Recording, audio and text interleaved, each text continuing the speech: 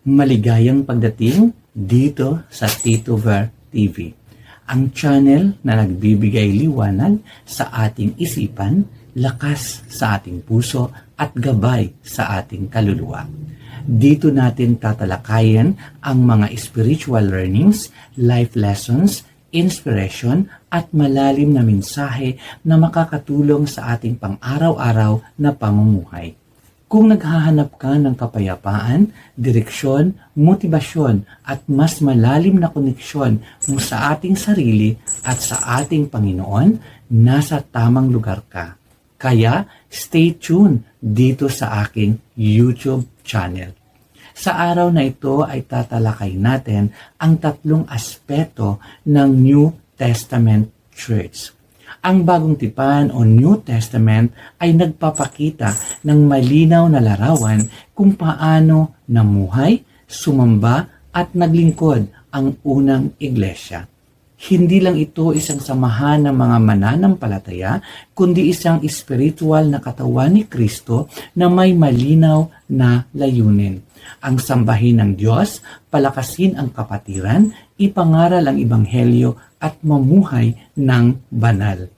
Ang unang tatalakay natin sa tatlong aspeto ng unang iglesia ay ang komunyon. Ang komunyon ay nagmula sa Passover ng mga Hudyo sa Lumang Tipan. Makikita natin ito sa Exodo Kabanata 12 kung saan iniutos ng Diyos sa Israel na maghandog ng isang kordero at ipahid ang dugo nito sa pintuan upang sila'y maligtas sa salot ng Ehipto. Ayon nga sa Mateo Kapitulo 26, versikulo 26 hanggang 29, nagsasabing, habang sila'y kumakain, dumampot si Jesus ng tinapay at matapos magpasalamat sa Diyos ay pinaghati-hati niya iyon. Ibinigay sa mga alagad at sinabi, kunin ninyo ito at kainin.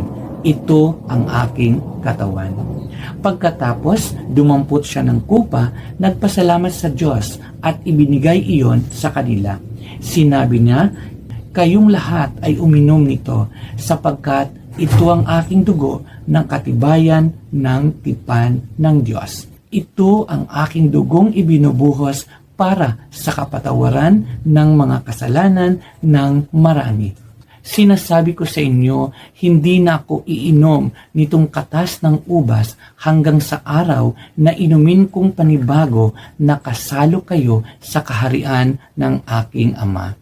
Ayon sa talata na ating binasa, makikita natin na habang sila ay kumakain, kinuha ni Jesus ang tinapay, pinagpasalamat, pinaghati-hati at sinabing, ito ang aking katawan. Pagkatapos kumain, kinuha niya ang saro at sinabing, ito ang aking dugo ng tipan. Ipinapakita dito ni Jesus na siya ang tunay na kordero ng Diyos na nag-aalis ng mga kasalanan ng sanlibutan. Sa unang Korinto Kapitulo 11 sa versikulo 23 hanggang 26 sinasabi, sapagkat ito ang turo na tinanggap ko mula sa Panginoon at ibinigay ko naman sa inyo. Noong gabing siya'y ipagkanulo, ang Panginoong Hesus ay dumampot ng tinapay, nagpasalamat at pinagpira-piraso iyon at sinabi, ito ang aking katawan na inihahandog para sa inyo. Gawin ninyo ito bilang pag-alala sa akin. Matapos maghapunan, dumampot din siya ng kupa at sinabi, ang kupang ito ang bagong tipan na pinagtibay ng aking dugo. Tuwing iinumin ninyo ito, gawin ninyo bilang pag-alala sa akin. Sapagkat tuwing kakain kayo ng tinapay na ito at iinom sa kupang ito, ipinapahayag ninyo ang kamatayan ng Panginoon hanggang sa kanyang muling pagparito. Sinasabi ni Pablo na ang Panginoon mismo ang nagtatag ng hapunang ito. Tuwing ginagawa ito ng iglesia, inaalala nila ang kamatayan ni Kristo. Ipinapahayag nila ang kanyang sakripisyo at ginagawa ito hanggang sa muling pagparito. Sa unang Korinto Kapitulo 11, versikulo 28, sinasabi, kaya't dapat siyasatin ng tao ang kanyang sarili bago siya kumain ng tinapay at uminom sa kupa. Ibig sabihin, hindi basta isang ritual lamang ito. Kapag tayo ay tumanggap ng komunyon, dapat may pagsisisi, pananampalataya at paggalang. Ayon sa Gawa Kapitulo 20, versikulo 7 na nagsasabi, nung unang araw ng linggo, kami nagkakatipon upang magpipira-piraso ng tinapay. Si Pablo'y nangaral sa kanila hanggang hating gabi sapagkat aalis na siya kinabukasan. Sa talata na ating binasa mula sa Biblia, makikita natin na ang unang iglesia ay regular na nagsasagawa ng komunyon. Sa Gawa Kapitulo 2, versikulo 42, sinasabing inalaan nila ang kanilang mga sarili upang matuto sa turo ng mga apostol, magsama-sama bilang magkakapatid, magsalo-salo sa pagkain ng tinapay at manalangin. Ang mga mananampalataya ay nanatili sa turo ng mga apostol, pakikisama, pagputol-putol ng tinapay at panalangin. Ibig sabihin, ang komunyon ay isang paalala. Inaalala natin ang pag-ibig at sakripisyo ni Kristo sa cross. Ito din ay isang fellowship. Nagkakaisa ang bawat miyembro ng iglesia bilang isang katawan ni Kristo. Ito rin ay pagpanibagong tipan kung saan pinapaalala sa atin na tayo ay kabilang sa bagong tipan sa dugo ni Kristo. Ibig sabihin, ang komunyon ay isang pagpapanibagong tipan sa pagitan ng mananampalataya at sa Diyos. At sa huli, ang komunyon ay isang pag-asa. Ginagawa ito hanggang siya'y dumating. Ibig sabihin, tayo ay may pag-asa sa pagbabalik ni Jesus. Ang komunyon ay parang isang wedding ring.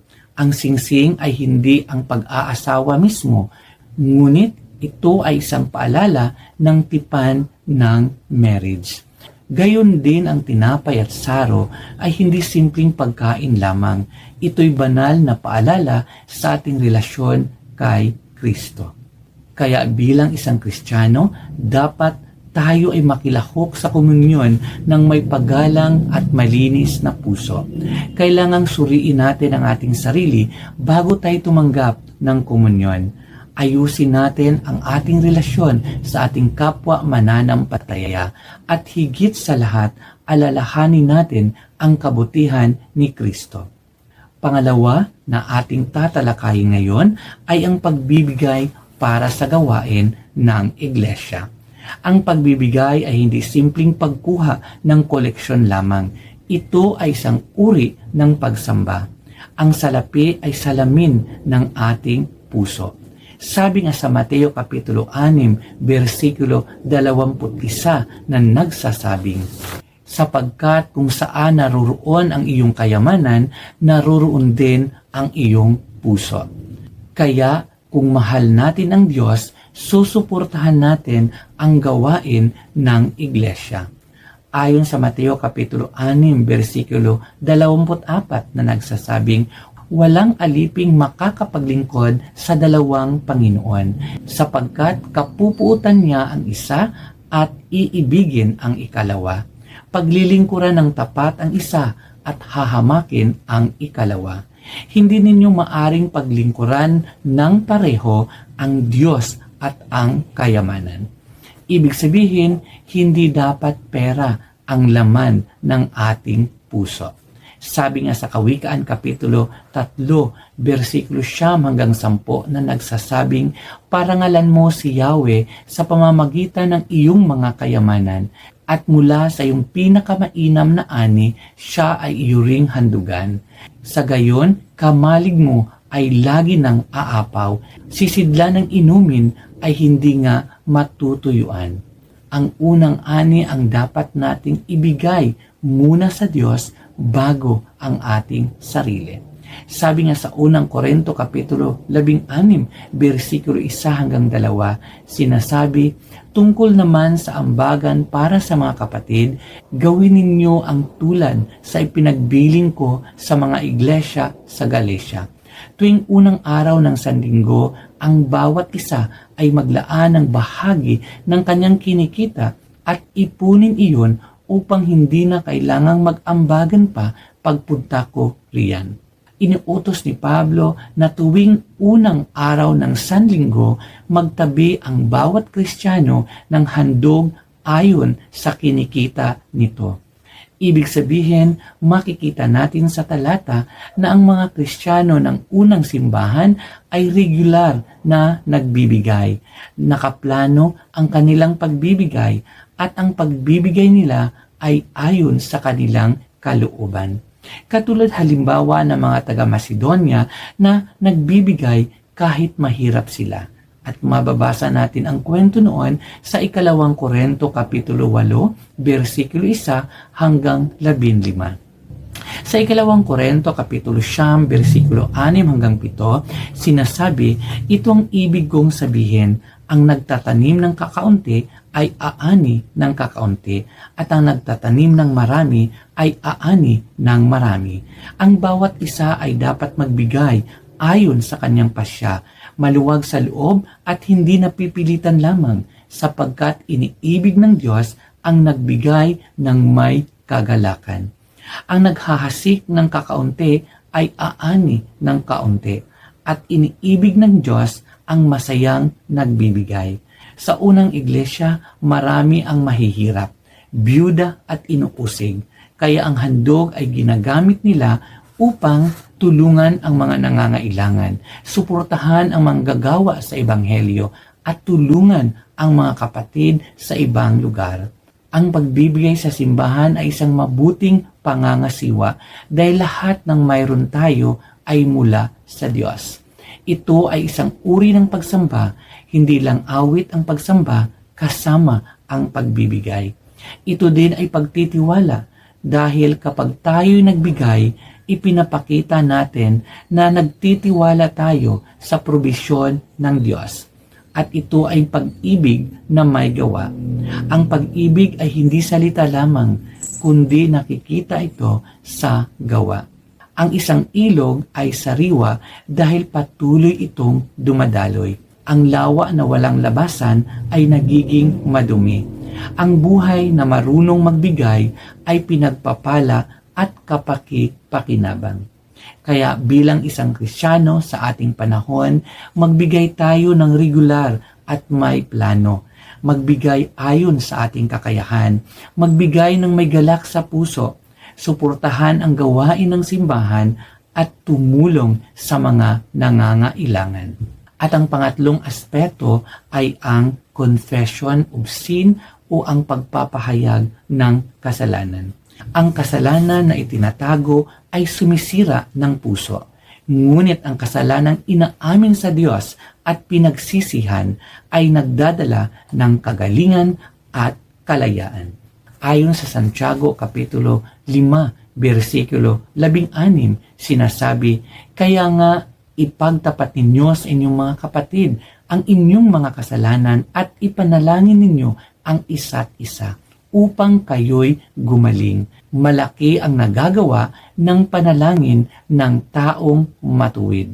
Mula sa talatang ating binasa, makikita natin na may pag-amin sa kasalanan, may panalangin at may espiritual na kagalingan.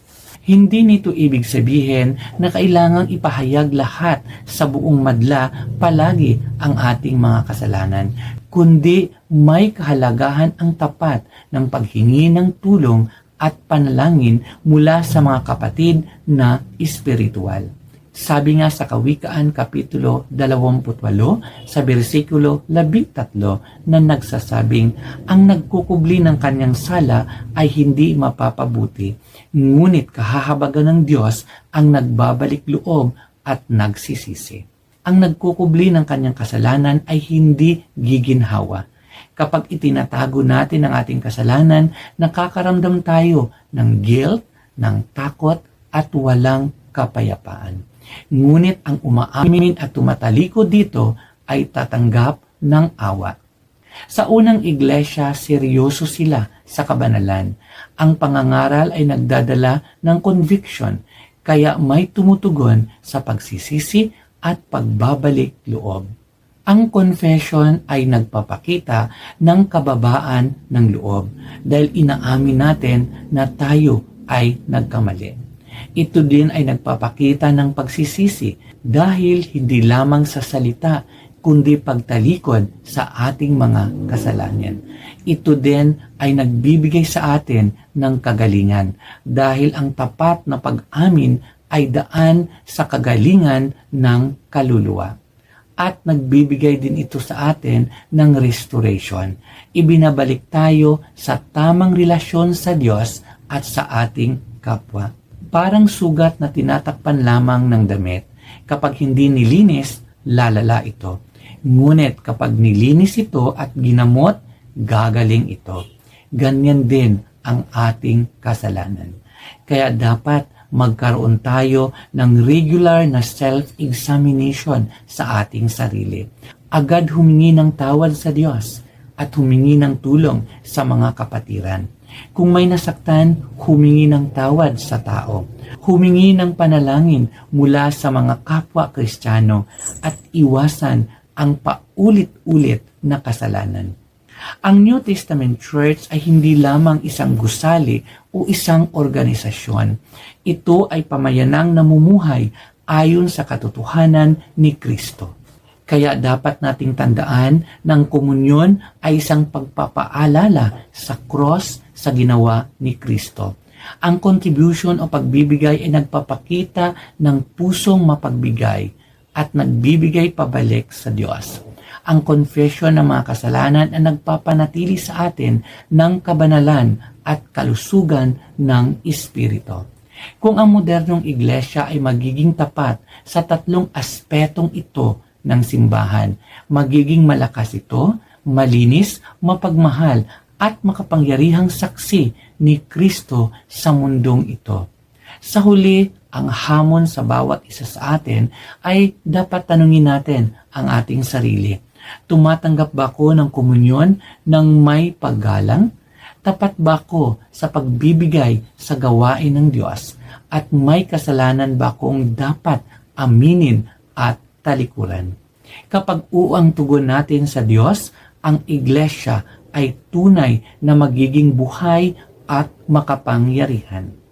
Kung nagustuhan mo ang topic natin ngayon, subscribe ka sa aking YouTube channel at samahan mo ko sa aking paglalakbay tungo sa mas mapayapa, mas makabuluhan at masayang buhay. Hanggang sa muli nating pagkikita, pagpapalainawa tayo ng ating Panginoon.